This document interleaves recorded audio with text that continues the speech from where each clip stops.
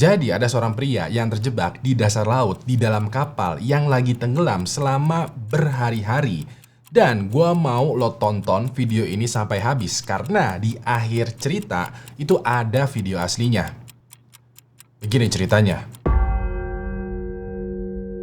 Pada tanggal 26 Mei tahun 2013, ada seorang pria bernama Harrison Ojega Okene berusia 29 tahun lagi bekerja sebagai tukang masak di sebuah kapal laut. Diketahui ya, kapalnya ini bernama Jescon 4 yang melaut dari negara Nigeria dengan misi menstabilkan kapal tanker minyak. Pada hari itu, Harrison bangun pagi banget nih, sekitaran jam setengah 5 karena dia mesti segera masak-masak untuk semua kru kapal. Tapi sebelum masak-masak, dia pergi dulu nih ke kamar mandi untuk buang air besar. Pas lagi nungguin reaksi perutnya ya, Harrison itu berharap-harap cemas karena dia menjadi tukang masak tinggal 3 hari lagi nih. Sebentar lagi dia bisa pulang ketemu anak dan istrinya. Anehnya pas lagi buang air besar, tiba-tiba aja dia ngerasa nih ya, kapalnya tuh bergonjang-ganjing keras banget, kayak lagi melalui sebuah ombak yang besar. Harrison yang tadinya lagi fokus ngedance, sekarang dia pegangan nih di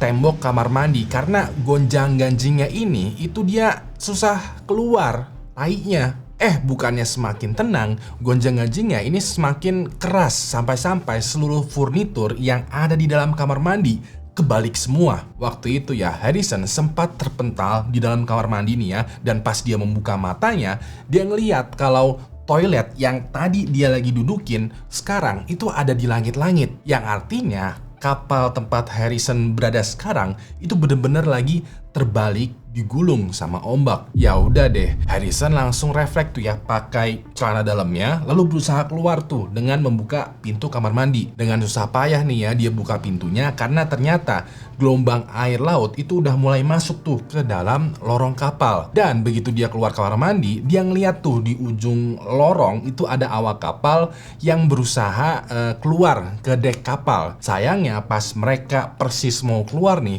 mereka terpental masuk lagi karena ada gelombang air laut yang deras masuk menuju ke dalam kapal. Harrison yang masih berdiri di depan pintu kamar mandi langsung terhantam juga sama air laut, terbawa arus masuk lebih dalam lagi menuju ke kapal. Di momen ini dia terpontang-panting, nabrak tembok, kejedot pintu, kepentok meja, pokoknya banyak banget lah ya barang-barang yang ikutan masuk bersamaan dengan air laut. Secara refleks ya, Harrison berusaha tuh berenang ke atas. Secara pada dasarnya dia tuh kan lagi tenggelam di dalam kapal. Dan surprise, Harrison yang mengira di momen itu dia bakalan meninggal karena kehabisan nafas, dia berhasil nih mengeluarkan kepalanya ke permukaan air laut. Ternyata ya, pas ini Harrison bisa bernafas di dalam kapal karena dia berada di sebuah air pocket. Buat yang belum tahu, air pocket atau kantung udara adalah sebuah area yang memiliki udara walau-walau berada di dalam air. Analogi yang paling sederhana adalah kalau lo masukin gayung besar nih di bak mandi ya,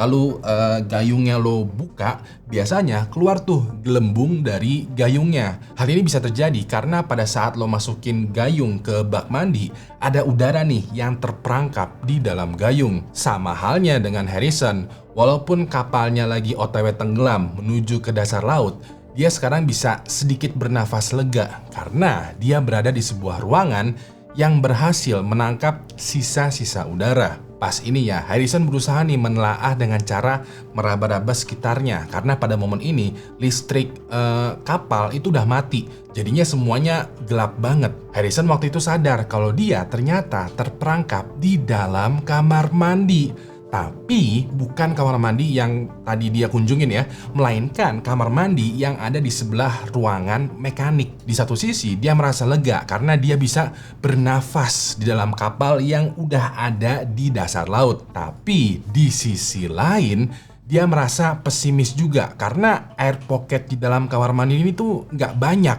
Jadi kayak ada space kosong gitu yang tidak tenggelam sekitaran 1 meter di atas kepalanya. Jadinya walaupun dia selamat, dia sadar kalau kapalnya nanti bergoyang lagi, bisa aja nih kamar mandinya full tenggelam, air pocketnya menghilang, dan dia bisa meninggal kehabisan nafas. Walaupun begitu, Harrison itu nggak mau panik. Dia tahu persis kalau panik itu ngebuat kadar oksigen di dalam air pocket jadi berkurang.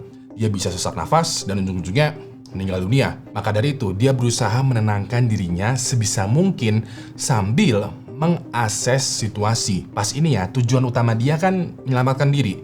Cuman dia nggak bisa nih keluar dari kapal lalu berenang ke permukaan air laut karena dia sekarang tuh lagi ada di dasar laut. Harrison nggak tahu nih kapalnya tenggelam di kedalaman meter berapa. Mungkin 20 meter, 40 meter, atau bahkan 60 meter. Dia nggak tahu. Yang jelas, keputusan untuk keluar dari kapal lalu berenang ke permukaan laut itu adalah keputusan yang nekat berujung maut. Ya udah deh, dia ubah tujuan utama dia menjadi bertahan hidup. Harapannya dia adalah dia bisa cukup lama nih bertahan hidup sampai ada regu penyelamat yang datang menyelamatkan dia. Cuman Harrison juga rada-rada pesimis karena dia nggak tahu pasti kapan dia diselamatkan. Dia juga nggak bisa bertahan hidup lama karena dia sekarang literally lagi ada di dalam kamar mandi yang fasilitasnya tidak memadai, nggak ada air minum, makanan, bahkan untuk senderan duduk aja itu nggak bisa karena airnya tuh udah sampai ke dada atau lehernya. Terus juga kalau dia berhasil menemukan supply dari dalam kapal, oksigen yang ada di air pocket itu semakin lama semakin habis dong. Belum lagi kalau kapalnya kesenggol lah sama ombak laut lagi, bisa-bisa air pocketnya itu menghilang seketika. Jadinya walaupun dia bisa bertahan hidup, yang sebenarnya terjadi adalah dia hanya menunda kematiannya aja. Ya udah deh, daripada overthinking mikirin berbagai macam hal, Harrison memutuskan untuk melakukan hal terbaik yang mampu dia lakukan pada momen itu. Pertama, dia berdoa. Kebetulan sebelum dia berangkat dinas untuk melaut, istrinya mengajarkan Harrison untuk berdoa gitu ya supaya dia selamat di tengah laut. Ya udah deh, Harrison berdoa supaya dia semakin tenang dan juga optimis. Kedua, dia harus nih ya mengambil suatu pijakan untuk kakinya. Jadi dikarenakan air laut di dalam kamar mandi ini udah sedadanya ya, dia mesti selalu berdiri karena kalau duduk pastinya dia tenggelam dong. Gak mungkin dia berdiri seterusnya menunggu sampai diselamatkan. Maka dari itu dia mesti mencari pijakan karena seenggaknya kalau ada pijakan nih di kakinya, air laut yang tadinya sedada mungkin jadi sepinggang atau seperut. Jadinya dia bisalah duduk atau senderan gitu di tembok kamar mandi. Cuman di kamar mandi ini gak ada pijakan. Satu-satunya cara supaya dia bisa meraih pijakan adalah mengambil kursi atau bangku, meja, apapun itulah dari ruangan lain. Yang artinya dia mesti menyelam lalu berenang di dalam kapal yang total gelap, meraba-raba barang, lalu berenang lagi menuju ke kamar mandi. Dan dia mesti melakukannya secepat mungkin karena oksigennya terbatas. Terus juga dia mesti banget gak boleh tersesat di dalam gelap. Kalau aja dia tersesat di dalam kapal ini lalu kehabisan oksigen, habis udah riwayatnya. Ya udah deh, dengan modal nekat, dia menyelam, berenang, keluar kamar mandi ya, menuju ke ruangan lain, lalu berusaha tuh meraba-raba mencari barang yang sekiranya bisa dijadikan pijakan. Dan pas lagi meraba-raba gini ya, dia kedapatan tuh megang sesuatu yang besar. Tapi pas dia coba terka apa yang dia pegang, ternyata ini adalah jenazah dari awak kapal yang meninggal gara-gara tenggelam. Harrison langsung bad mood karena tahu nih teman-temannya dia beberapa udah gak ada yang selamat. Cuman dia simpen dulu tuh perasaan dukanya karena dia lagi menyelam nih. Dia nggak boleh lama-lama. Ya udah deh, untuk beberapa jam kemudian dia coba raba-raba lagi dan pas ini dia dapat tuh beberapa bangku, kayu atau perabotan gitulah. Dia bawa berbagai macam barang ini lalu dia tumpuk di dalam kamar mandi. Sekiranya udah banyak numpuk, dia coba tes nih untuk duduk di atas tumpukan barang. Hasilnya dia yang tadinya berdiri terus karena air lautnya sedada, sekarang bisa duduk dan senderan karena airnya itu sekarang seperut atau sepinggangnya. Dengan ini setidaknya Harrison bisalah duduk tenang menunggu diselamatkan. Lalu hal terbaik ketiga yang bisa dia lakukan adalah mencari makanan dan minuman. Dia tahu persis kalau di dalam kapal ini ada makanan dan minuman. Cuman karena kapalnya diacak-acak oleh air laut, ya dia nggak tahu letaknya di mana. Dia mau aja nih mencoba cari dengan cara meraba-raba lagi. Tapi ini resiko dia tersesat di dalam kapal itu besar banget. Nah, pas ini dia kepikiran nih sebuah ide. Jadi dia balik lagi nih ke jenazah awak kapal yang tenggelam yang udah meninggal ya. Dia sobekin pakaian dan celananya, lalu dia ikat, dia buat semacam tali gitu. Talinya ini dia iketin ke dalam kamar mandi, ke dalam base campnya. Nantinya setiap kali dia berenang menyelam, dia selalu megang tali baju ini nih. Jadinya kalaupun dia mendadak buta arah, dia tinggal berenang aja sambil menarik tuh tali baju supaya balik lagi ke base camp. Dan bener banget, untuk beberapa jam kemudian Harrison menemukan nih beberapa makanan dan minuman berupa kaleng sarden dan juga kaleng Coca-Cola. Dan supaya bisa kembali ke base camp dengan selamat ya, dia menggunakan tali baju tadi sebagai pemandunya. Nah, dikarenakan dia udah melakukan 3 hal terbaik yang mampu dia lakukan, hal terakhir yang sebaiknya dia lakukan adalah survive dan bersabar. Sampai pada hari kedua, sekitaran 24-48 jam Harrison bertahan hidup di dalam kamar mandi, dia mendengar nih ada suara-suara gemerusuk gitu di ruangan sebelah. Pas mendengar ini, Harrison mengira kalau regu penyelamat udah tiba nih, dia bakalan diselamatkan. Harrison pas itu pengen keluar, pengen menyambut suara gemerusuk ini. Tapi dia urungkan niatnya karena gemerusuknya itu terdengar terlalu ribut. Harrison rada curiga gitu, kayak kalau ini beneran regu penyelamat ya, kenapa mereka gemerusuk ribut-ribut nih? Harrison berpikir keras, apa sekiranya yang ngebuat suara gemerusuk itu? Kayak suaranya tuh kayak terpontang-panting gitu, yang ada di dasar laut ini tuh suara apa sih? Dikarenakan kepo, Harrison coba nih menyelam sambil menengok ke arah ruangan sebelah, mau ngecek ya. Tapi dia mendadak mundur, balik lagi ke spot dia duduk, karena pas dia mau keluar, dia merasakan ada sesuatu yang bergerak cepet banget dan besar juga dari arah jenazah awak kapal yang udah meninggal. Pas ini Harrison langsung ngeh kalau yang membuat suara gemerusuk dan juga bergerak tadi adalah ikan hiu makan jenazah.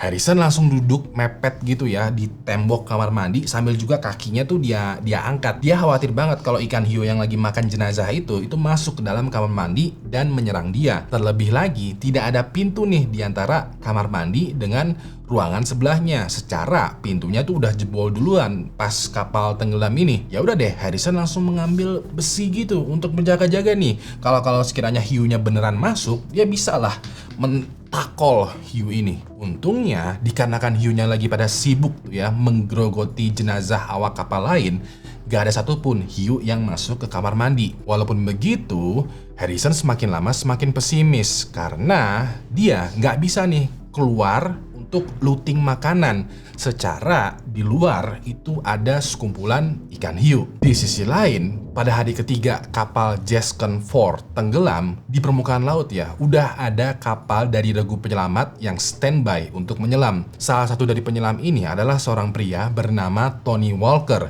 Dan misi dia pada saat itu bukanlah menyelamatkan awak kapal Gascon 4. Misi dia ternyata adalah merecovery jenazah dari awak kapal Gascon 4. Bisa dibilang regu penyelamat itu sadar betul kalau orang-orang yang tenggelam bersama dengan kapal, termasuk juga Harrison, itu kemungkinan besar udah pada meninggal.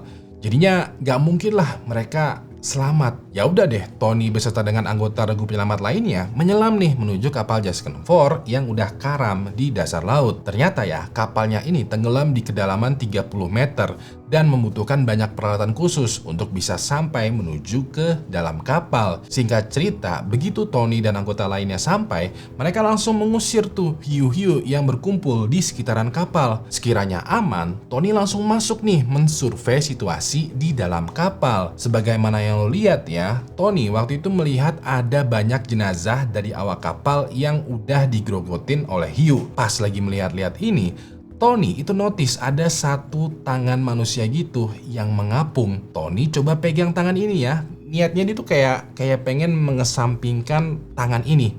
Ternyata pas Tony megang tangannya ini, tangannya itu malah memegang balik tangannya Tony. Tony kaget dong, dia nggak expect kalau ada jenazah yang bisa menarik tangannya. Tapi pas Tony perhatikan baik-baik, ternyata tangan yang menarik ini adalah tangannya Harrison. Pas ini ya, Harrison langsung mengajak Tony masuk ke dalam base campnya supaya Harrison tuh bisa bernafas dulu. Dan seperti yang lo lihat, ini adalah video dari penampakan Harrison pada saat pertama kali mereka bertemu. Lo bisa melihat kalau kondisinya Harrison itu udah pucat banget, udah kayak orang yang kehilangan harapan hidup. Ya udah deh, Tony langsung mengabari tuh regu penyelamat lainnya dan bilang kalau ada orang nih yang mesti diselamatkan. Harrison pun langsung dipakaikan peralatan menyelam dan dibawa tuh ke decompression chamber. Sekedar info aja ya, secara singkat nih ya, manusia kalau udah menyelam ke laut yang dalam itu nggak boleh langsung berenang ke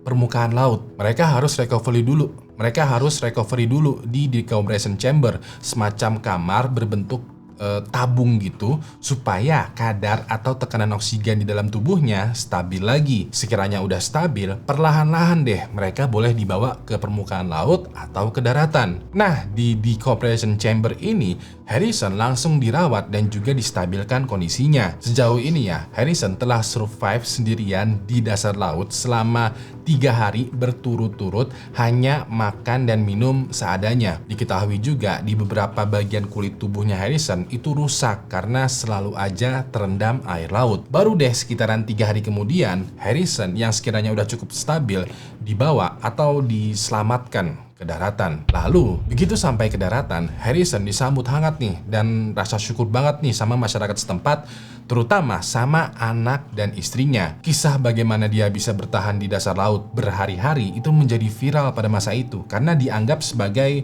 semacam mukjizat lah, karena dia tuh satu-satunya orang yang selamat dari kapal tenggelam. Walaupun begitu, Harrison mendapati trauma yang cukup berat nih. Menurut kesaksian istrinya, Harrison seringkali tiba-tiba aja terbangun gitu pas lagi tidur malam. Dia sempat ngigo atau mimpi buruk kalau dia tuh balik lagi terjebak di kamar mandi yang ada di dalam kapal yang tenggelam. Harrison bahkan sampai konsultasi ke psikiater selama berbulan-bulan untuk menyembuhkan traumanya. Konyolnya adalah sekitaran 1 tahun kemudian, pada saat dia lagi mau OTW ke psikiater bareng sama temennya nih ya, menggunakan mobil, entah gimana bisa mobilnya itu hilang kendali. Pas hilang kendali ini, mobilnya tahu-tahu melompat dari jembatan dan nyebur ke laut. Bisa dibilang Harrison untuk yang kedua kalinya itu tenggelam.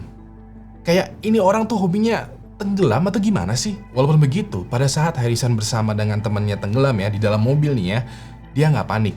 Dia pernah berada di dalam situasi ini. Maka dari itu ya, Harrison dengan tenang nih ya, berenang keluar dari dalam mobil sambil juga menyelamatkan temennya yang kebetulan tidak sadarkan diri. Alhasil, dikarenakan hal tersebut, Harrison dan juga temennya selamat. Bisa dibilang, walaupun Harrison udah 2 kali tenggelam, 2 kali juga dia selamat. Nah, biasanya ya, kalau ada orang yang pernah kecelakaan sampai tenggelam di laut, mereka bakalan menjauhi laut sebisa mungkin, takut tenggelam lagi. Tapi beda cerita dengan Harrison.